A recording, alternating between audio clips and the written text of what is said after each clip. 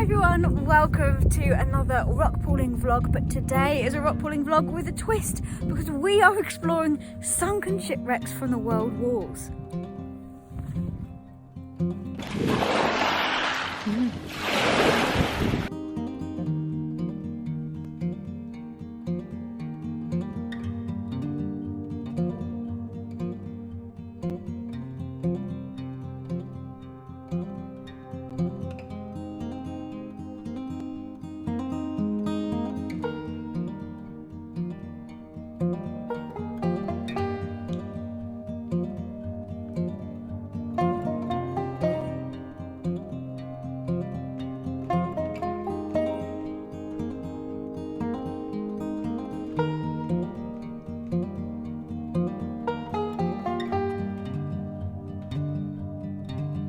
These are here on the Isle of Sheppey where I grew up. These wrecks are actually really important to me. I did my undergrad dissertation on them, I explored them as a kid. It's one of my favourite places to kind of be, and although they look a bit grey, there is actually a load of life living on these, and it's just going to be really exciting to explore. I haven't been here in a couple of years, which just seems mad to me, but I've not been home that often, so now I've got the chance to spend a bit of extra time at home. I can fully take advantage of exploring and seeing, you know, what's changed in the last couple of years and see what's new.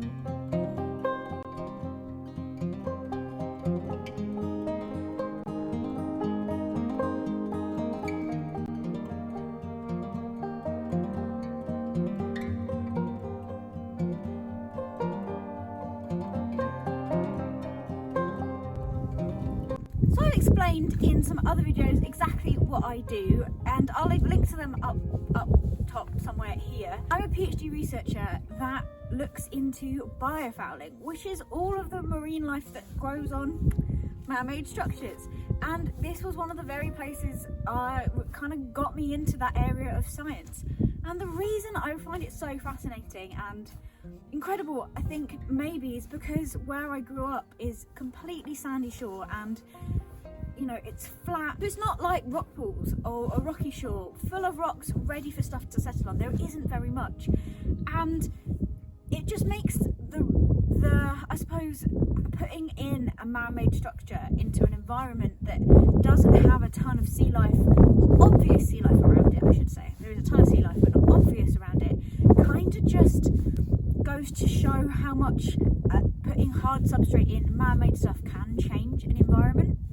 In this case, in putting shipwrecks in, it increases the complexity of the environment, and by doing that you're increasing the places to hide, the places to settle, food that's available because of the things settling on. You get more predators because they've got food to go there, but you've got more refuges so that things can hide more from the predators, so more things can survive in that way. There's, you know, sticky out bits and little shelves and crevices, and there's vertical surfaces and horizontal surfaces and surfaces where you can tuck yourself away. The more complex it is, the more options the species have, the more you find, the more the biodiversity increases, and the more kind of community begins to form.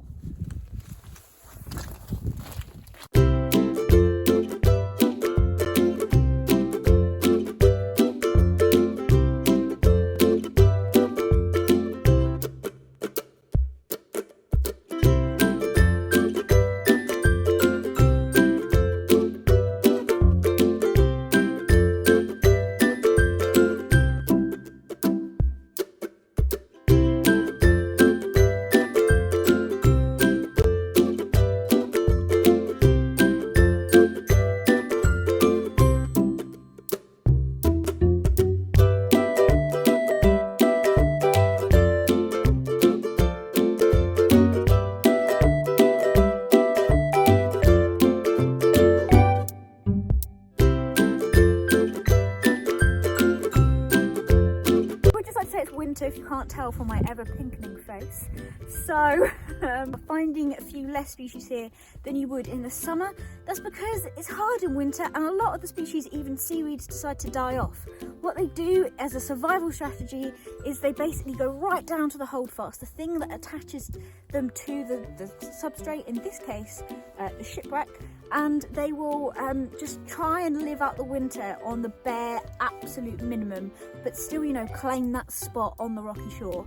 Others will spawn, completely die off, and then hopefully the things that have spawned will come back the other side of the winter and will be able to settle again. They're usually the ones that are really good at, you know, nudging other ones out the way and getting space. But still here we've got a lot of species, and we've got a lot of things that are ecosystem engineers themselves. So not only are we introducing, as humans, we have introduced this structure, the species that are then growing on it are things like oysters and mussels and barnacles. Barnacles a bit less so, but oysters and mussels for sure. And they provide a hard substrate again for things to settle on. So here we have the shipwreck, an oyster, and then barnacles on top of the oyster, and then seaweed. And there's probably, if we zoomed in close enough, maybe some stuff even living on that seaweed as well. And that's one of the ways that hard structures introduce such a biodiverse range of species, because it provides you know, it provides that base level for all of these different species to keep growing and growing on top of each other. So in this tiny little space, you actually have your own little mini ecosystem in itself. Typically though, these oysters are invasive, and that's one of the problems that comes with man-made surfaces, is that sometimes they can be surfaces that do encourage invasive species, which is what I'm kind of studying for my PhD. I've got a load of information on invasive oysters actually, because there's invasive oyster beds further down at the other end of the shore, so go check that if you want to learn a bit more.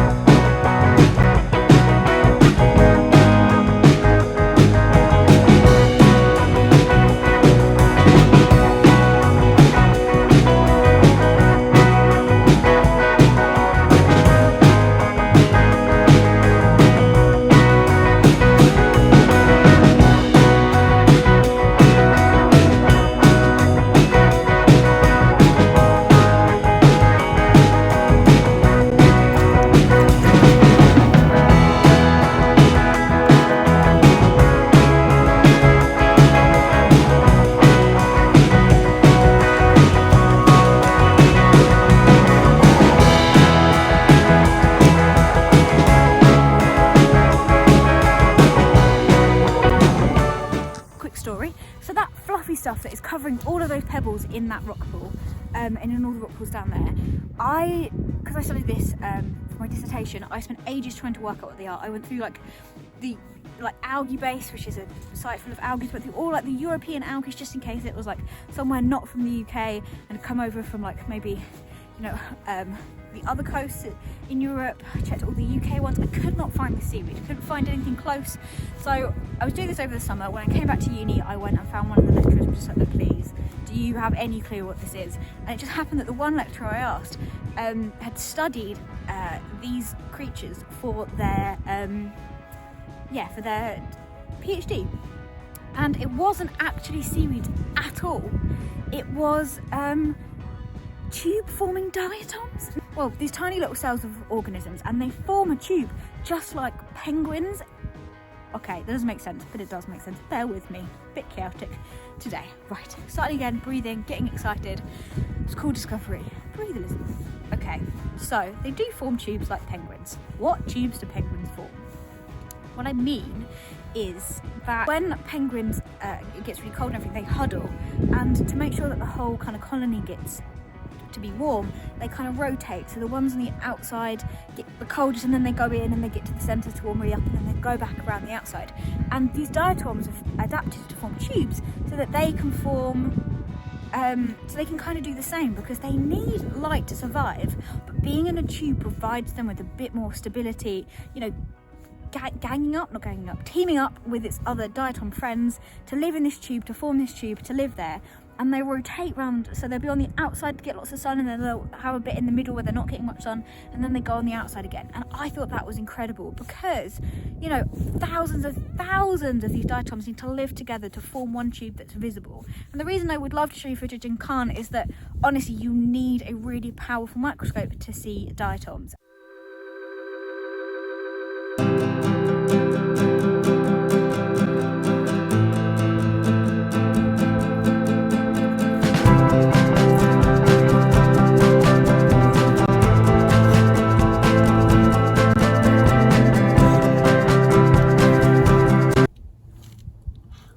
A toddler, because this is what toddlers do. That's quite amusing.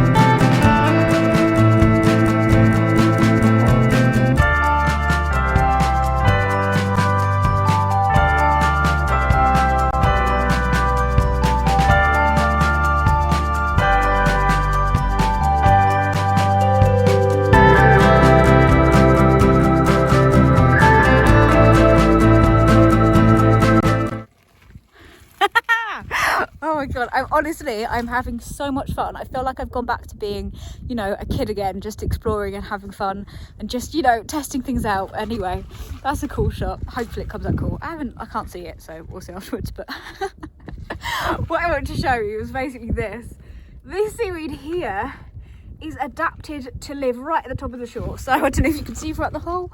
We're pretty close to the top, and it's one of the kind of ulva species, or has it changed to entomorpha? No, I think it's ulva. Seaweeds change their names a lot. This seaweed here is adapted to live at the top of the shore. Oh, I'm moving a bit short. And yeah, you see it covering a lot of species. So you've got this one, and there's another one I'm going to show you on the next wreck up, which is a lot more yeah, it's a lot finer, but these green seaweeds are basically adapting to try and live at the top of the shore where they dry out a lot quicker. And I don't know, I just like it because it makes like a lot of makes it look very bright and colourful and grassy and cool. This is the other seaweed, and as you can see, it's a lot finer, and you find that higher up on the shore, and it kind of coats everything and makes it all kind of look like it's got a bright green fuzzy sweater on.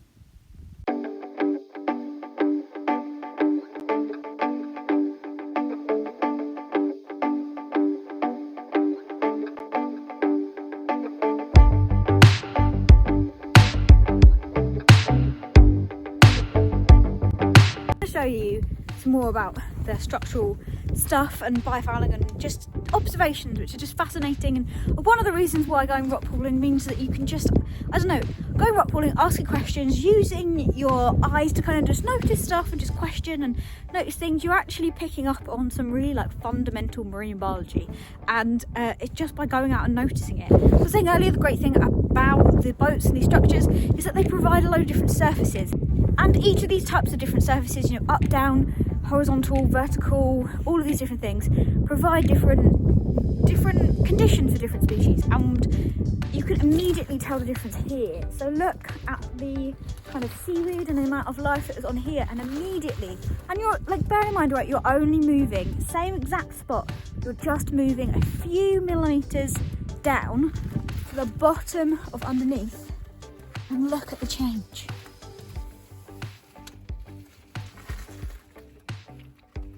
Down here we don't have any amazing bright green seaweed or any seaweed at all. These are just falling through the holes at the top, and that is because there's no light, or very little light, because of the surface over the top of it gets tons of lovely light, which is why there's all the seaweed growing on there, and underneath it's all shaded, so you don't find that. And I know that's just a really simple observation. People might be like, oh yeah, well, seaweeds have light, so that, you know, that makes sense. But it does make sense, but it's not until you come out, until you see it, that, you know, it starts to click. And, you know, anyone can get that. You can explain that to a kid at any age, a person at any age, a person at any point. If you say to them, look at this, there's seaweed on the top, there's not seaweed on the bottom, even if they knew absolutely nothing about seaweeds and didn't know that you need light to photosynthesize to get energy compared to the animals, you know, you could start asking questions. Wow, okay, why do we get seaweed at the top? Why do we get on the bottom? What's the difference? Well, there's probably less light at the bottom. Maybe seaweeds need light to food, and you could get there without needing, you know, a marine biologist to tell you. I'm here to make it a lot easier. But isn't that just, that's what I love. It's like learning lessons outside for anyone at any age, and it's just fantastic.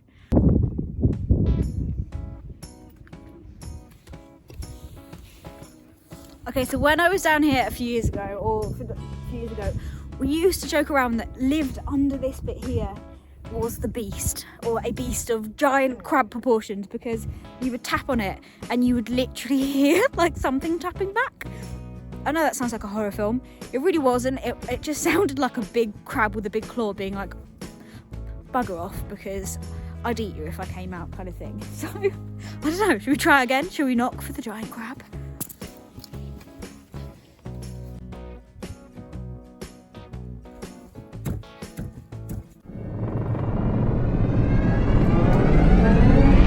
Boom. Unfortunately, I think Mr. Giant Crab might have moved on to maybe a bigger boat, let's say that. Aww. I know I say this every time I'm at the beach, but I will never stop saying it. This is genuinely just an absolutely glorious winter morning. You can't beat a winter morning like this. Barely any wind, it's nice and still. There's no people around. Gorgeous light, blue skies. Hear the sound of the birds. Lovely.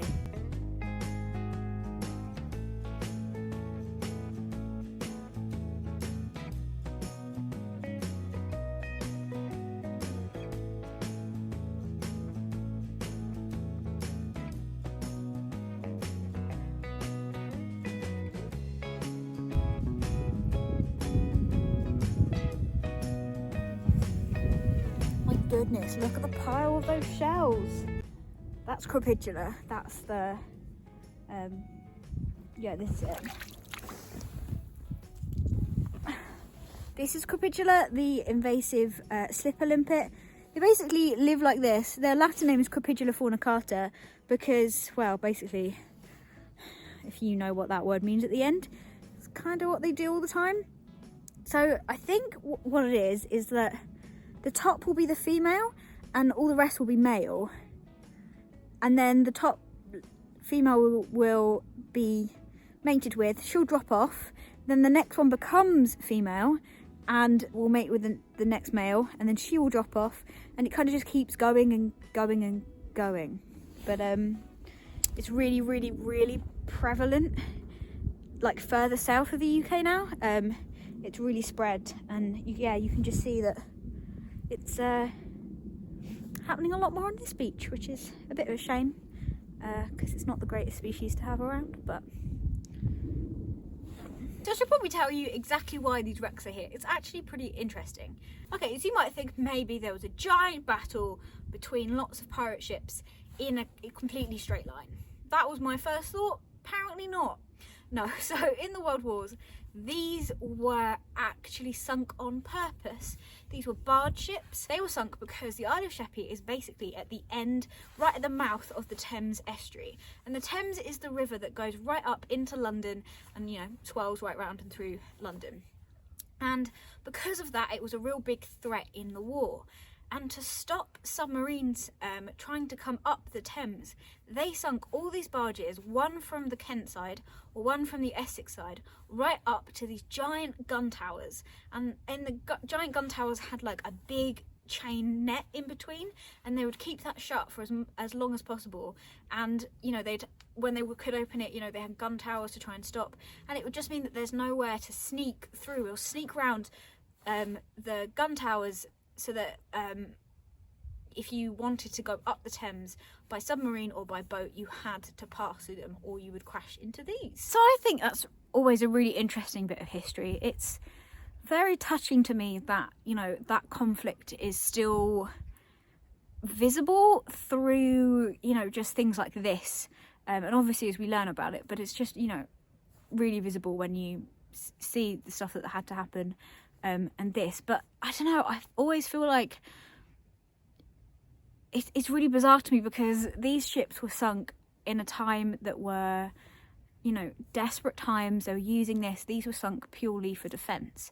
But then that's never, you know, that hasn't been part of my lifetime. What has been part of my lifetime is these ships that I've come down and explored, and as a kid, and saw all this amazing marine life, and I did my dissertation on it, and it just, I don't know, it's just kind of nice, and I think that's really cool. I feel like nature's reclaiming it, and although these boats were really important, and they were put in for a reason that, you know, isn't great, you know, they were put in for a purpose, for something very serious. But now it's, you know, these boats have got a new life. They are providing a surface for these creatures to live on, and that kind of juxtaposition between being put in for something so horrendous at the time and now it being a place that grows life, it's just nice. I always like it. It is just, yeah, it's a cool bit of history, an important bit of history, but it is also really amazing that the sea can kind of reclaim it and take it back.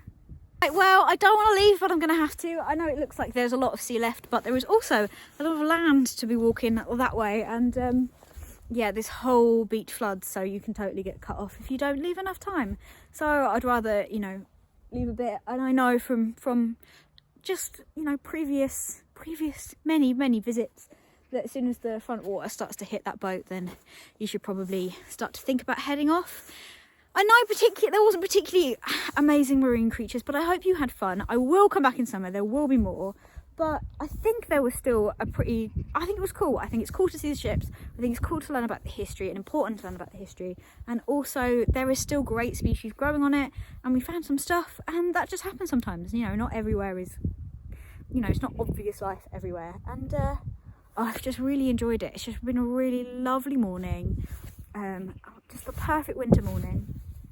And I've just loved coming back here. It's one of my favourite places in the entire world. And yeah, I've had a great time. I hope you have too. Have a fantastic week, everyone. Make sure to subscribe and share. It really helps out the channel, and means that we can continue making awesome videos like. Bye.